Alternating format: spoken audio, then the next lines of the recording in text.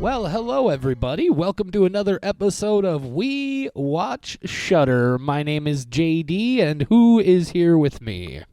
It's Michelle! Hey, it's always Michelle, everybody. If this is your Michelle. first time tuning in to We Watch Shudder, I assure you, it's always been Michelle every time. It's always single. been me and Michelle and I, however you want to do it. That's anyway. Besides that, if this is your first time tuning in, hey, thanks for checking out our show. What's it all about? We told you right in the title. We watch Shudder. Shudder is a streaming service for horror and horror-related films and shows. And we're big fans of horror films and shows. And they put out a lot of original and exclusive content. And we like to talk about it because they have a lot of really good stuff. Some stuff, not always for us. But in those weeks when they don't have a new release that we're talking about, we've been going back to pick up some older titles from well back before we actually started this podcast, and that's one of them that we're talking about today.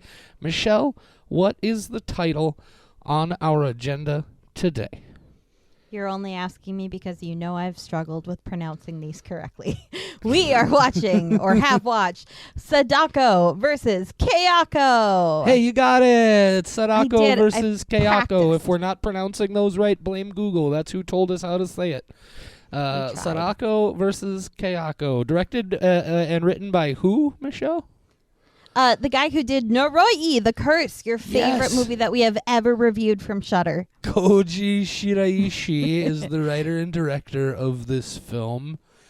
And for those who don't know Sadako and Kayako, they are the lovely ladies from The Ring, aka Ringu, and Ju-on, The Grudge. So those two ladies, they're versus each other. Yeah, brawl. It's sort of like a Freddy versus Jason, but or an for Alien versus Japanese, Predator. yeah, or Alien versus Predator, but for Japanese curse ghost movies. Have you ever seen that movie, The Ring, a.k.a. Ringu? Is it Ringu? It's Rue Morgu. That's what I know. It's Ringu. And then The Grudge.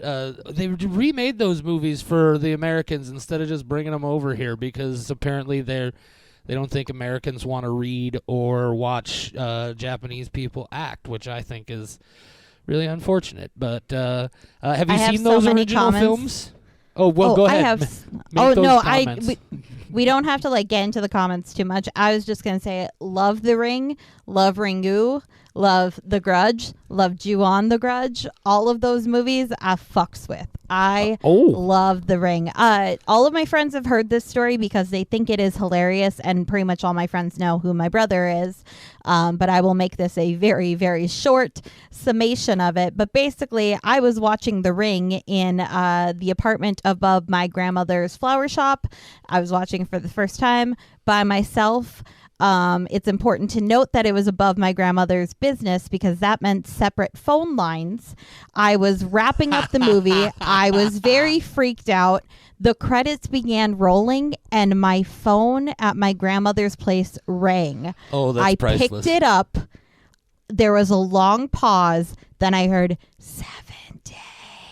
And then a click. I booked it downstairs and fell out of the stairway, and there was my grandmother, my mother, and my brother laughing their asses off because he had happened to come upstairs when he saw the movie was ending and went back downstairs to call me. That's awesome. Yeah. Oh, Such an asshole. It's so good though that I can't even. It's one the scariest moments of my entire life, and I can't even be mad about it. It was great. Oh, so, that's fantastic. Thanks, TJ. Fuck you, but thanks. I have seen, of course, both the original Japanese versions of both of these films and the American remakes. I, weirdly enough, am a person who I actually like the American remake, The Ring, more than I like Ringu. I agree. And then the Grudge films, I guess I wouldn't necessarily prefer one over the other. I thought they were all right. A lot of Japanese curse ghost movies happening at that time. Still, you had Dark Water and maybe that's the only other one I'm going to be able to think of. I don't know. How about the sequels to those movies, Michelle? Have you seen along the franchise? Because I have not. I've only seen the original Japanese first ones and then the American remakes of the first ones and nothing else. Mm-hmm. I know that I have definitely seen the sequels. I don't remember them. They weren't super impressionable. I did also watch the more recent Grudge remake from, what was it, like 2020? Oh, just I didn't a even couple know that years ago. happened. Yeah, that one happened. It was fine. I don't think that it's hard when you pick a property that I already love and try to improve upon it. So it was fine. It wasn't great. It wasn't bad. But I just like the original, both Ju-on the Grudge and The Grudge, the American version. Sure. I also just have to say that, like, Naomi Watts is just a person who keeps remaking my favorite horror films because she was the American Ring. She was Funny Games, which is shot for shot a remake of the original. It is crazy how similar those are, and I've watched both many, many times. And then she also did, was it Dear Mommy or I think it's Dear Mommy, very recently, which I love the original, and that's the one time that Naomi kind of let me down. But again, it's hard to recreate a property that I love. So apparently she's just like my horror bae, and I want to see everything that she remakes that I already like. Well, I mean, everybody's got to have a horror bay, right? You got to have a horror bay. Are you team Sadako or team Kayako when it comes to your horror bay? Are you asking me for my spoiler-free thoughts on this film, Michelle? Yeah. Okay. Yeah. Oh, well, quickly, should we look here? Are we going to read the description of this one? I don't think we're going to. I didn't even look. I don't think we really need to. It's Sadako versus Kayako. Look, yeah, so it's in the really, title. Yeah, it's. I'm just gonna go ahead and give it a quick read then.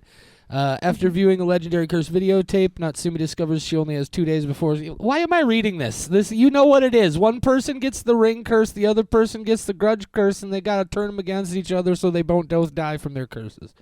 You know what this movie is about. From the title. Michelle was right. I didn't believe her. I thought, I'm going to read this. Now I've just made a fool of myself over this movie. Wouldn't be the first time. But now, pew pew. She's not wrong. Spoiler-free thoughts on this movie. I'm not really sure what to think of this movie. There are times where I thought it was trying to be like a serious spooky movie, and then there are other times where I'm just like, there's no way this is not deliberate horror comedy, right? Like, this is like a play on things. Like, I almost felt like, not quite to that degree, but that it was almost like a scary movie kind of parody sort of thing of these types of films, while also being a versus film.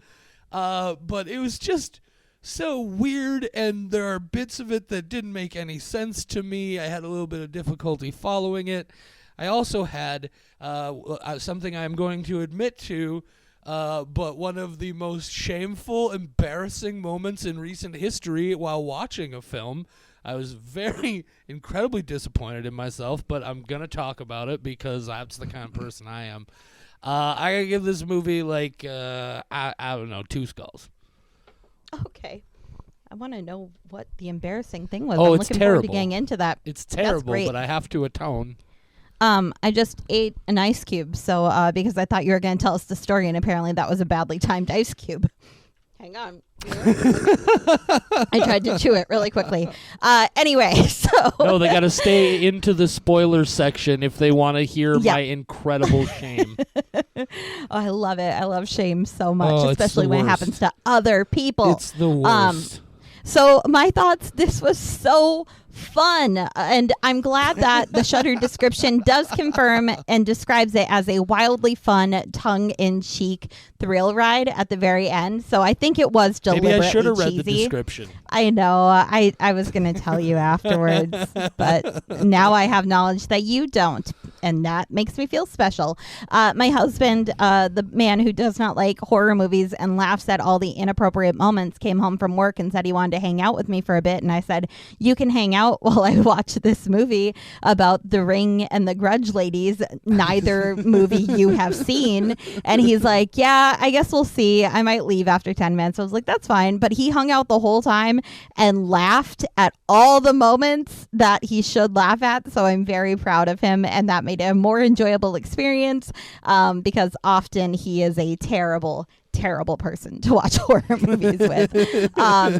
Regardless of his presence, I really enjoyed this in the way that I liked Alien versus Predator and Freddy versus Jason, where it's just ridiculous. It doesn't have to make sense, but there are some really good kills despite that. CGI isn't perfect, but it's very fun. I'm going to give it a 3. All right, 3 skulls from Michelle, 2 skulls from me. That's a 2.5 skull average. That's right. Bam, split down the middle on a 5 skull scale. That's a 50-50. That's not so bad. It seems no, it's like a 3 and a movie. 2. It's not 50 and 50. That would be 100 skulls, and that's too many. Michelle. That's so many skulls. So that's our spoiler-free thoughts on Sadako versus Kayako. If you want to go watch the movie before we talk about it in detail and spoil a bunch of things, and I reveal my great shame. We will. You'll want to go do that and push the pause button on the episode right about when, Michelle? Right now. Tell us your shame. Tell us your shame. No. So first, they would never leave. They would never leave if they knew shame was coming. First, you have to do the thing where you briefly describe the overall plot of the film for people who have not watched the film. Okay, it's Sadako versus Kayako. What was your shameful moment? No, there's 2 girls and they find the videotape and they watch it, and now apparently there's only 2 days before they'll be killed instead of 7, and then they decide that the way to break the curse is to make the 2 curses fight each other. Right, but then like a different girl and her family move into this little house that's like right in front of the Grudge house. And so there's these 2 parallel stories running, right, where you have the 2 college student girls who are watching the Ring video. They're on that side of things. And then you have the other girl who's on the Grudge side of things. And this is so... Look, for about half of this movie, I thought there were only 2 girls in the movie, okay? Because I thought... The one girl from the house was one of the 2 girls from the college thing, and then I realized very clearly at one point about halfway through this movie that I was being incredibly unintentionally racist, and I felt so fucking terrible. But for the longest time, I thought there were only 2 girls in this movie, and I was embarrassed and ashamed. And once I figured out that's not what was happening, I was like, okay, this makes a whole lot more sense now. And I feel like a terrible, terrible person. And I don't even know what to say. And yet you still only gave it 2, so you can't be that shameful. If that happened to me, I'd be like 5, and I'm sending them $100. Oh my god! And look. Did you go back and rewatch the parts then? Yes, and okay. I felt so fucking stupid. Oh my god. I have had guilt over it, and I thought the only way I could possibly deal with it is to just, oh my god. There are 3 girls in this movie, you guys, and I felt fucking awful. Anyway, Michelle, I'm completely embarrassed now, but I got it off my chest. Why don't you talk about your thoughts on the movie for a little while I curl up in the corner and die? Oh, well, don't die, because as we've discovered, I cannot be alone when it comes to talking to people at the wrestling show. I'm still thinking of those moments. I was literally dumbfounded by my own sheer fucking stupidity. And look, the part of how that happened is like, I'm not super big on these movies, right? And I knew this was done by the curse guy, so it never hooked me, not from the first minute, and I just never fully was drawn in, and I just felt so fucking terrible. What is wrong with me, Michelle? Well, it's a movie you weren't paying very close attention to. Otherwise, I'm sure you would have noticed, because sure you are the hope very so. detail-oriented person where I'm I like, sure hey, remember hope this so. tiny tidbit in a movie? And you're like, yeah, I can tell you everything about black metal in Norway for Yeah, the I past just- 30 I- years of history. I was dumbfounded by my own sheer stupidity. Anyway, yeah, please talk for a while. I am. Oh God. Well, I could have used more Sadako versus Kayako in this movie. I definitely could have used them actually fighting a lot more. But up until that point, the two individual stories kind of doing their thing and then kind of beginning to overlap, that's all very, very fun. So it ends crazy abruptly, though. Yeah, it does. Apparently there's a post-credit scene, and I need to go back and watch it. I Oh, know Michelle. we've talked about this. I'm sorry. Michelle. I'm sorry. I never expect a post-credit scene from a 2016 Japanese horror film. And I know Marvel exists. I should always watch the credits. I need to Man. learn. You can't teach an old dog new tricks. I mean, I'm your trying. shame is not nearly my shame, but come on, Michelle. I know. It's still shameful. But yeah, Oh. apparently there's a post-credit scene. But that thing, I was like, oh man, what's happening? Is this finally going to be the big moment that we need it? And then was done. Because I was like, that was kind of what lowered the score for me, is that it is very, very quick. And then it's done. And it's kind of like they had this idea for like two really cool The Ring and The Grudge movies, and then they're like, well, we don't have enough for a full movie, so let's make it a versus movie. Right. But then we don't know how to make these two fight, so there's going to be a lot of build up and then not much fighting, and then it'll be done and people won't care because it was really fun up to that point, and it kind of worked on me.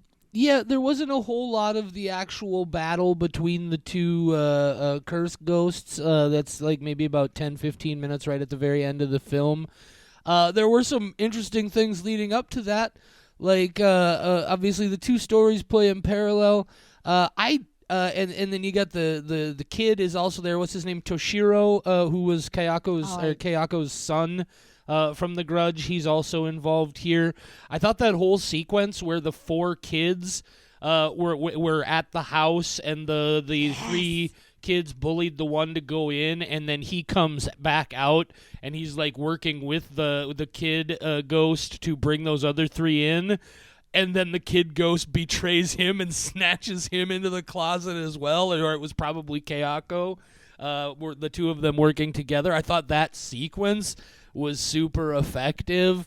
I like the idea of the end of this where they're just like, oh, here's our ultimate plan is we're going to turn the two curse ghosts against each other. And instead, the two curse ghosts just merge into one super curse ghost and just wreak havoc on the world. And it's like, it was super kind of bleak and like, oh shit, what's going on? I thought that was kind of neat. Some interesting ideas here. It's just not overall my type of movie. I thought it was kind of slow for what it was doing. I definitely agree with you. I probably would have liked more playing back and forth between the two characters. But yeah, I didn't hate it by any means. It was just kind of ho-hum overall. With the part where I did figure out finally that, okay, this is a ridiculous, silly movie, is when the psychic dude shows up after the priest lady and her assistants kill themselves. They're doing that ritual trying to get the curse off of her. And Sadako possesses her and then uses her powers or whatever to make the dudes kill themselves and each other. That crazy psychic dude and that just strange little bright red dress blind girl and all like the weird hand gestures he's doing, and he's just like he just shows up out of nowhere like he's almost like that dude from like Cowboy Bebop only in real life, and he's just like there and he's doing like just all these strange it was so bizarre. And that's when it clicked for me too. Yeah, where I was like, right. This guy is a character. Oh my god. So yeah, it was. I mean, it's not terrible. It's just not super my vibe. And of course, once I got over my my own appalling unintentional racism. It was an experience. Some of you are probably really going to like this. Right now on Shudder itself, it does have a 4 out of 5 skull aggregate rating, which is obviously really strong. I certainly enjoyed this more than I enjoyed Noroi the Curse, if that says anything, Michelle. It doesn't. It Oh, really, wow. you were very, well, no, think of how much you disliked Noroi the Curse. There are very few things we've reviewed That's fair. that you liked, less I really than did that. not It enjoy is, that movie. I thought it was when just dumb. people ask me for episodes they should listen to, I include Noroi the Curse despite the bad audio quality of us just starting out because you were furious that I asked you to I was watch like, that. Michelle, how did you do that? Why did you do this to me?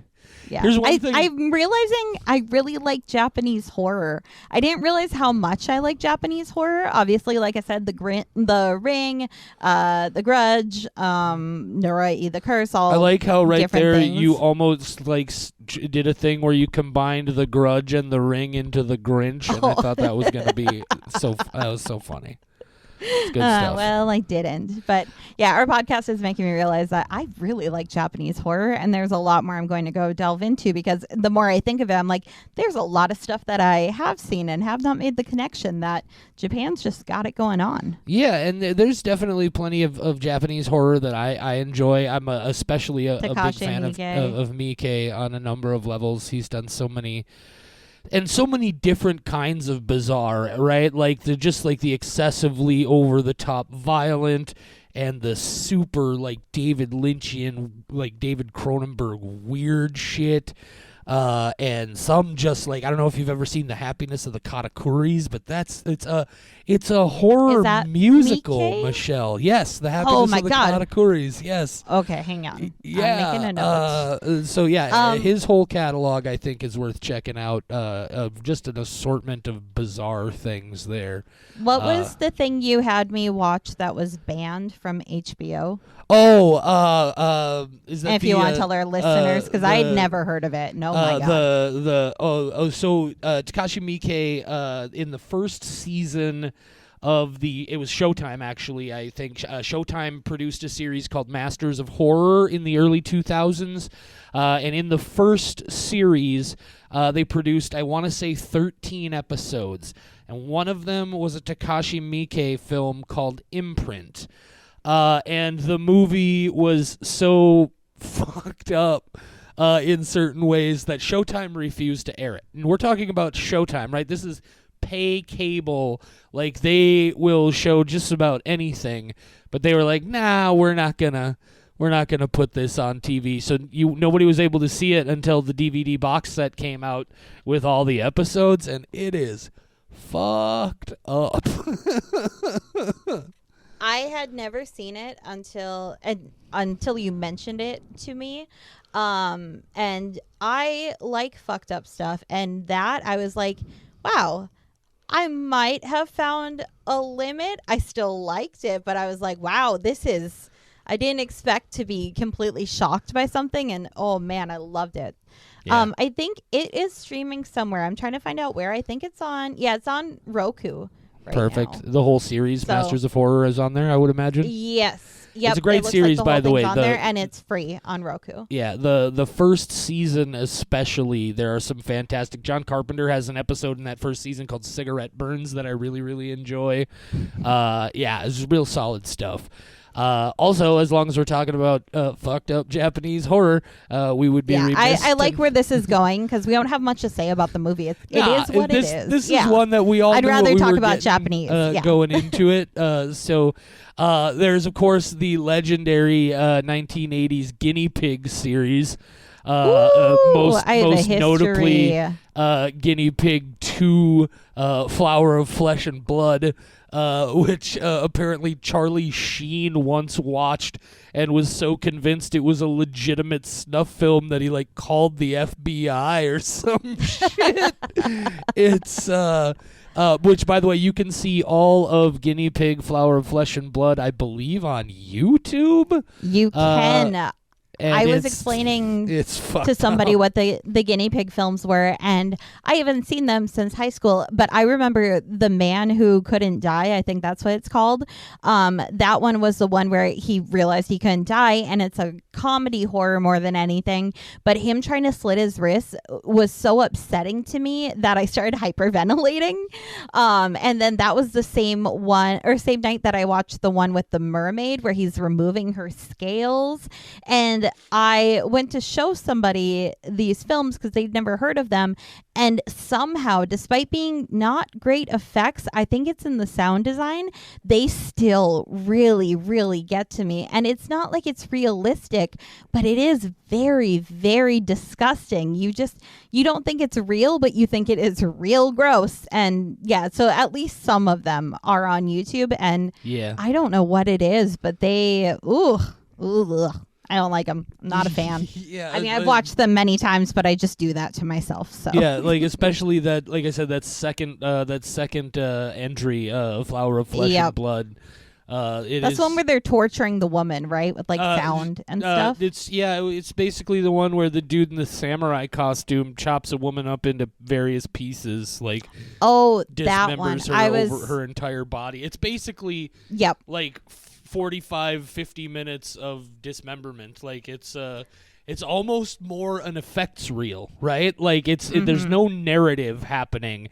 It's just an hour of fucked up. And that's why it's weird. What other Japanese horror stuff do you like, Michelle? Well, I don't know if I like this yet, but I do have to make a note that The Happiness of the Katakuris is on Tubi, and the tagline is "The Sound of Music meets Dawn of the Dead." So as soon as we are done recording, I will be putting that on and watching it for sure. Oh, there's one scene in particular, and I won't even have to tell you anything about it. You'll be able to guess. Like, once you see the scene, you will know that it's the scene I'm talking about. But for me personally, it's one of the most horrifying, personally horrifying, but also fucking hilarious things I have ever seen in my life. That movie is a trip. I'm looking forward to it. Anime horror is super cool. We watched Perfect Blue and talked about that at a live appearance that we did a while back. Perfect Blue is still available on Shudder. I strongly recommend you check that out if you've never seen anime horror. Perfect Blue is about as good as it gets, at least for like, it's kind of like a true crime sort of, like almost like Silence of the Lambs 7 sort of horror, real sort of psychological thriller kind of thing. But god damn, is that movie good. I am a huge fan of anime horror. A lot of it kind of falls into like an anime thriller, but my all-time favorite anime series is a one-season show. I think it was 13 episodes called Serial Experiments Lain from 1998. Have you seen Serial Experiments Lain? I have not. Oh my God, I own the box set. I will lend it to you.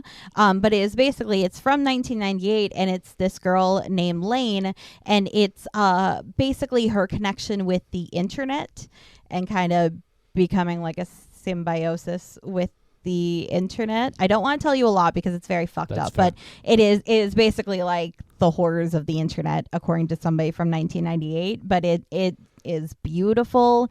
The opening credit song, I love it. And then like I said, I think it's like 13 episodes, so you just get to listen to that 13 times in a viewing session. That's a real nice experiment, a serial experiment in and of itself. So I love it.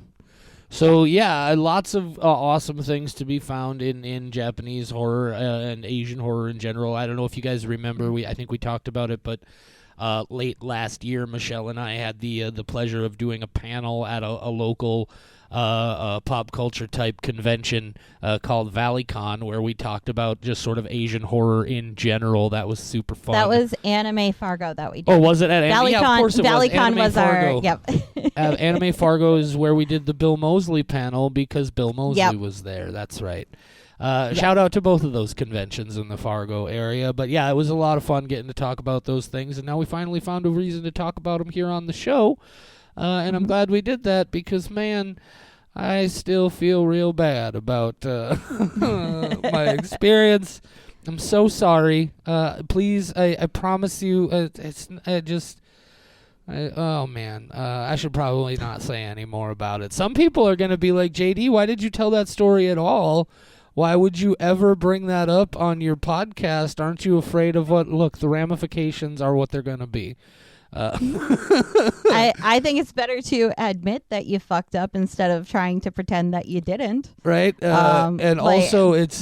we all make mistakes.